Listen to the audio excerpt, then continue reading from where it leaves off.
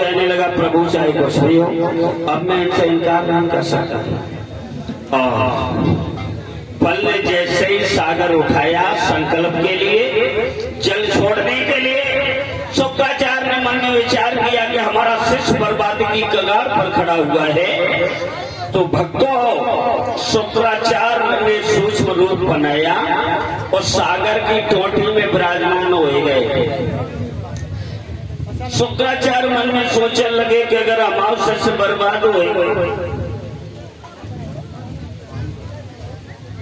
हमारा शिष्य अगर बर्बाद हो गया तो गुरु का फर्ज होता है। आपने बहुत पुस्तक में लिखा है, गुरबत दीक्षित गुरु जो अंधकार से प्रकाश की ओर ले जाए, भविष्य उज्जवल बनाने हो, अच्छा रास्ता दिखाने वाला हो, भाई सच्चा गुरु होता है। तो मैं अपने जीते जी शिष्य को बर्बाद नहीं होने दूंगा। तो शुक्राचार्य सूक्ष्म रूप बनाए कि सागर की टोटी में बैठ गए कि जल हम निकलने ही नहीं देंगे जो संकल्प पूरा हो सके। राजा पल ने जल छोड़ा संकल्प के लिए, जल निकला ही नहीं। बल कहने लगा पता नहीं प्रभु क्या हुआ। ब्राह्मण भगवान बोले बेटा क्या बात है? जवाब दिया पता नहीं गुरु जी। भगवान समझिए कि शुक्राचार्य जब गद्दी लगाए बैठे हुए। भगवान बोले बेटा भले इस कमंडल को इधर लाओ बेटा। और कमंडल प्रभु ने अपने हाथ में लिया। जैसे ही जल थोड़ा जल नहीं निकला तो भाइयों लीला धर में अब लीला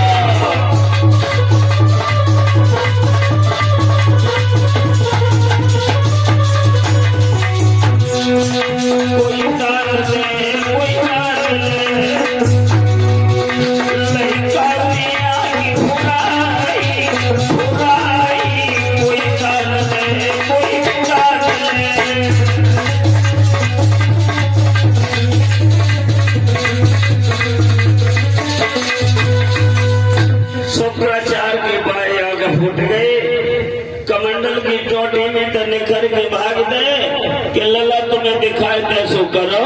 हमन तो अपना पूरा प्रयत्न किया, प्रयास किया, लेकिन तुमने हमारी बात नहीं मानी। उसी समय संकल्प पूरा हुआ, और जब संकल्प पूरा हुआ तो याद रखना मेरे भागवत प्रेमियों, वामन भगवान ने अपना वो शरीर दिया, इतना बड़ा शरीर दिया, विश्वाकार में बदल दिया। एक पैर पृथ्वी पे, एक पैर आकाश में। राजा बल में भगवान की आकृति को देखा तो थर-थर कांपने लगा। प्रभु, मैं नहीं जानते थे आपके सूप के समय नहीं हो भगवान। चरणों पर गिर करके स्तुति करने लगा। भगवान बोले, बेटा बोले, दरवाजा भर चुके हो, हमें ज्यादा दान नहीं चाहिए, मेरी 3.5 कदम पृथ्वी है।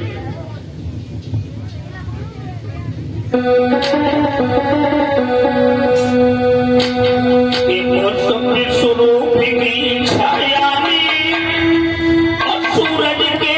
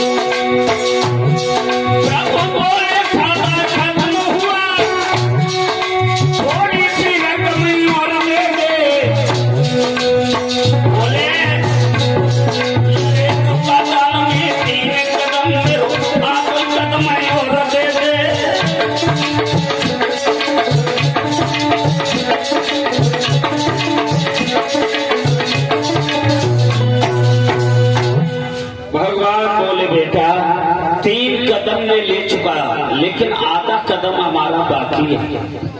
आधा कदम हो तो दे दो, नहीं है तो इनकार कर दो। सही है बोलो भाइयों, बता देना कम को भाइयों। आधा कदम राजा बल से भगवान ने कहा है कि हमारा बाकी है, हमारा दे दो।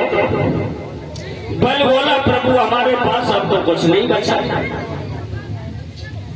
हमारी हृदयश्वरी जो महलों के बीच में विद्या बनी है, उसका शरीर नाप लो, हमारा शरीर नाप लो, लेकिन अपने रेट से हमें रेट कर दो। महात्मा बोले कि पहले पहुंच गया, न पाने के लिए तैयार है कि नहीं।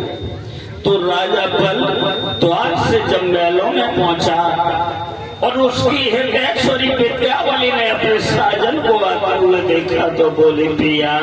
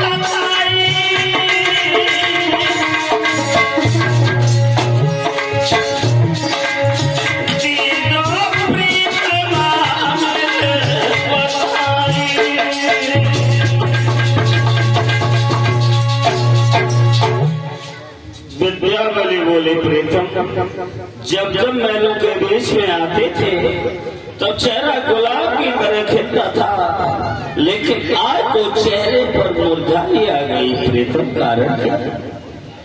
तो राजा बलि बोला, बोले एक महात्मा ने आकर के सारी राजधानी को दान में ले लिया है, उसका आधा कदम बाकी है। क्या तुम अपना शरीर न पा सकती हो?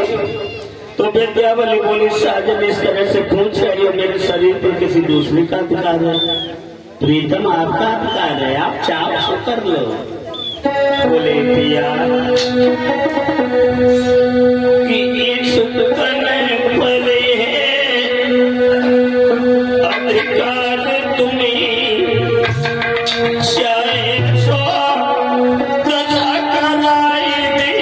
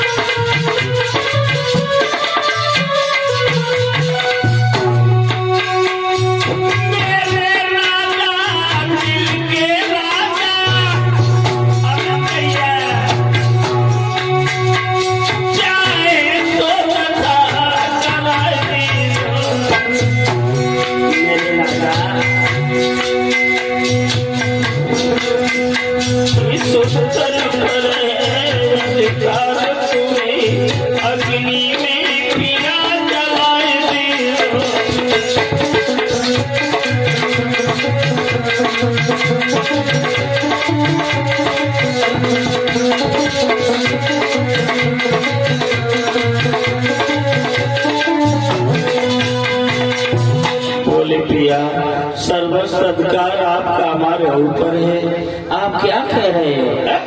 ये तुम्हें शोभा नहीं दे रहा है। टुकड़े टुकड़े शरीर के कर दो, अग्नि में जला दो, जमीन में दबा दो, सर्वत्र अधिकार हमारे ऊपर, मेरे नाम तुम्हारा है। राजा बलि ने अपने हृदयश्वरी के हाथ अपने हाथ में ले लिए। धन्य है मेरी घर की गृहिणी लक्ष्मी, तुम्हारी सदा जय हो, क्योंकि पति का सम्मान नारी से होता है। अगर नारी घर की गृहिणी लक्ष्मी अगर सुरक्षणी नहीं है तो इंसान सारे जीवन भर मेहनत करे, परिश्रम करे, लेकिन कभी सफल नहीं हो सकता है। लला औरत भाग्य से मिलते हैं।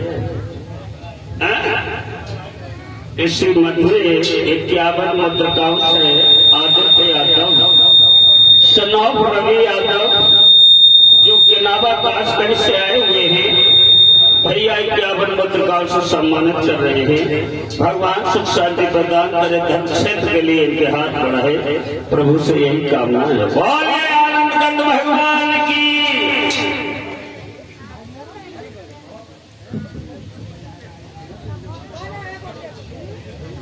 काफी देर हो गई, एक कीर्तन बोल लो जैसे मन बाड़ी पवित्र हो जाए। प्रेम से बोलिए।